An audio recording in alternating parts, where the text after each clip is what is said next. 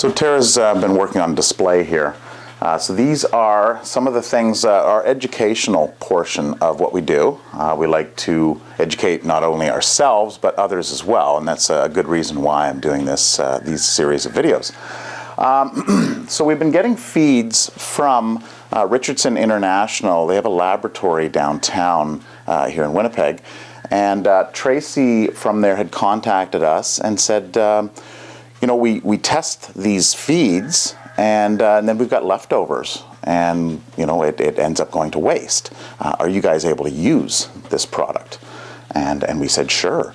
So apparently they get in like a kilogram from the granaries or from the farmers or wherever they come in from, and then they take a small sample of that. They test it to make sure it meets certain qualifications, and then in the past it had gone to waste.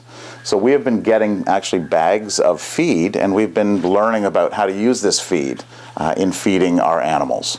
So I'll just walk you through a few of the things, and I'm no scientist myself, but I have been learning on these products and how they can benefit the animals. So bear with me, and if you do have any questions or comments about this, please leave them below, because any help that you may offer would be a great benefit. Okay, so we'll start over here, and these are, so this here is canola seed oil, or canola seed. Now this is, you may have heard omega-3 fatty acids. This is a great source of protein for animals. We've been focusing on the chickens, really, which is our main thing.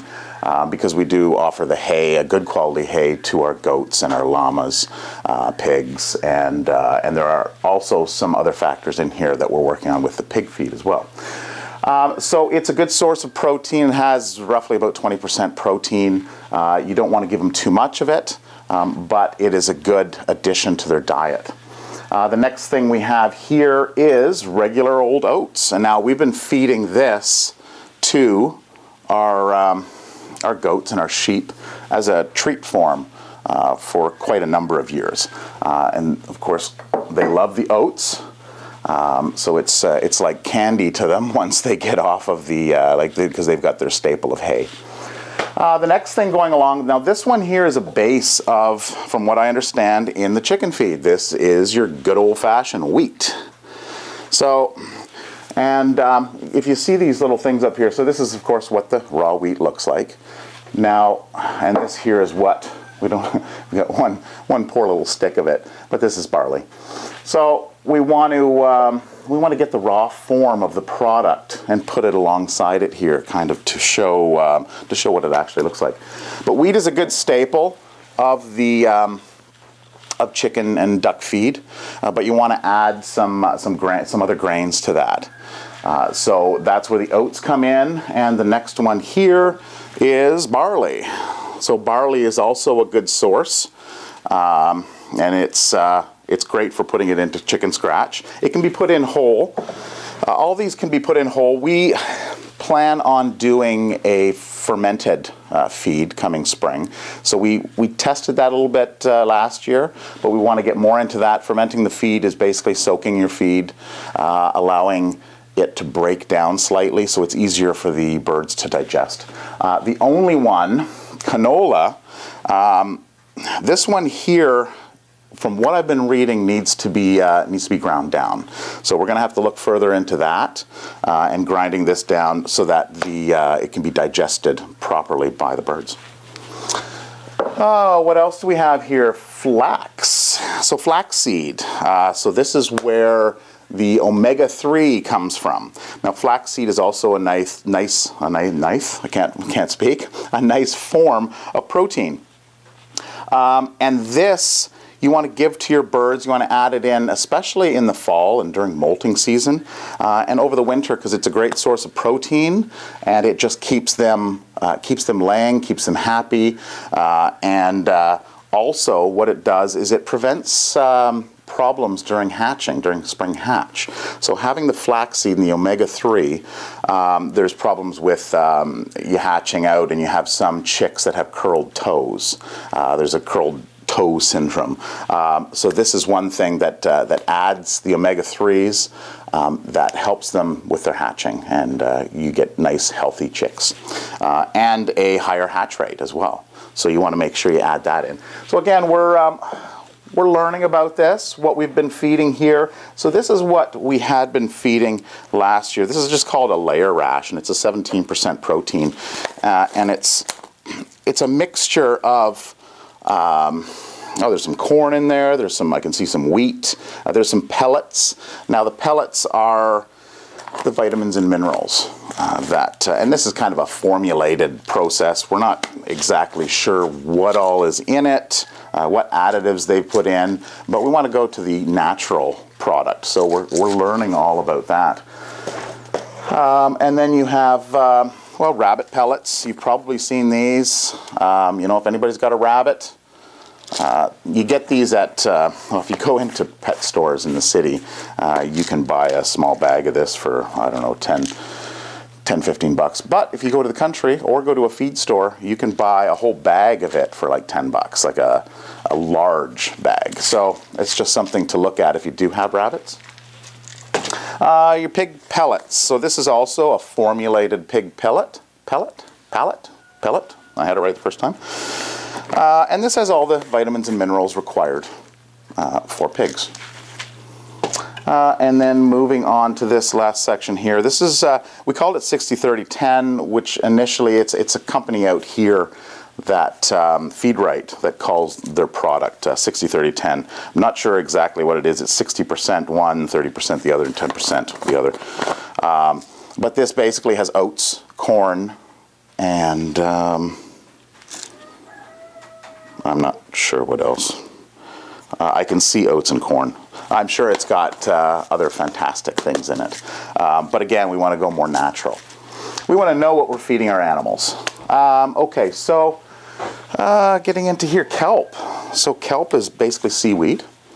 And it's free choice. So we give it to them in a little container. And it's just ground up, ground up seaweed. That's all it is. Sushi. So anyway, that's free choice, and that helps them out with their proteins. So you want to make sure that you're giving your birds a good source of protein, a good source of grains, and your grains. So those are the three things you want to focus on. So getting into calcium. So again, this is free choice, and this is simply eggshells ground up.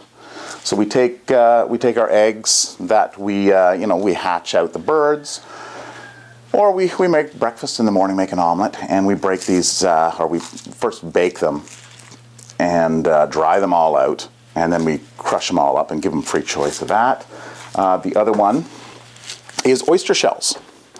So this is also a great source of calcium as well, keeping their eggs nice and firm.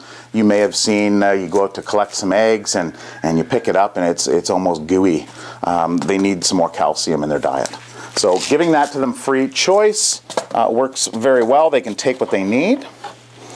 Now, how do we manage bugs and mites, fleas on the birds? Now, generally that you see a bird or a chicken that's lying down and he's very weak, and it's these, if you check back on the feathers, usually underneath the wing in the warmer areas, you might see some bugs. Now, we've seen that in the past. We haven't seen that in quite a number of years, just because we've learned so much moving forward.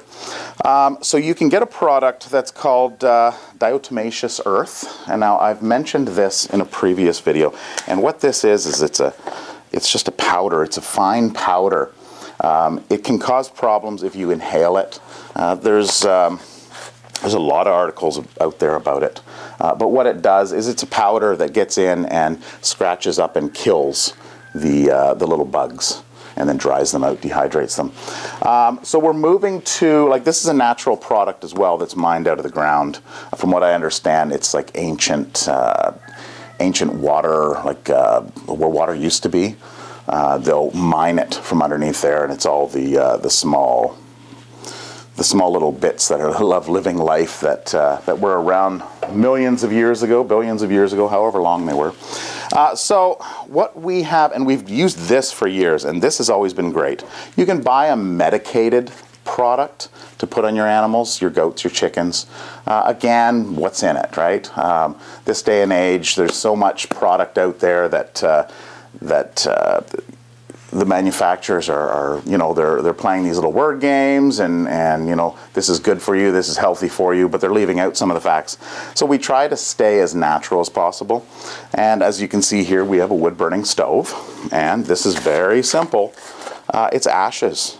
So if you have a fire pit or a fireplace, or you know, you have a fire pit outside, you're having fires. If you live out in the country, actually some cities allow it, that you can have them in the city. Take this and just scoop it out, and you can screen it to get all the large chunks out. You know, you can get some kind of, I used a window screen. I just put it over a bucket and I dump it on there. You probably don't need to go that fine, but it works well. And then you take just a container. We've got like a storage container, and we've got that in with the birds. And then we dump this in there, and they can jump in, they can have a little bath with, you know, a couple feet of snow that's outside right now. It's a little hard for them to get down into the dirt, which they love to do. If you've seen them lounging around in the summertime, you know, they like to dig holes and kind of flick up the dirt within all inside their feathers. So this is an excellent thing to use there. And what do we got? We got two more things here. So this one I haven't done too much on. Lentils. So it's a type of bean. And so this we're still learning on. I think Tara's done some research on that, on how we can use lentils. The only one that we're really having a hard time trying to figure out, which I think would probably work good for pigs, which is soybean. So there's the soybean. This one doesn't have a lid on it, but that's your soybean. So from what I've found on this, it needs to be processed for animals to digest it properly. And it's I found a lot of articles on pigs. So using it, cooking it or processing it, and then giving it to the pigs. So we've still got a little bit of research on that. If you know anything about soybean and can offer any advice to us, please leave it in the comments. Well, thanks for watching. I hope you found this video informative. We are moving forward into the spring with seeds. So we're doing a seed swap here at the farm, and there's a few other seed swaps in the area. So Tara's been putting together some packages of some seeds that she's gathered from fruits and vegetables, and we'll be working on planting those in the spring and doing some seed swaps. So that's kind of exciting. So hope to see you next time, and in the meantime, take care, and we'll see you then. Bye-bye.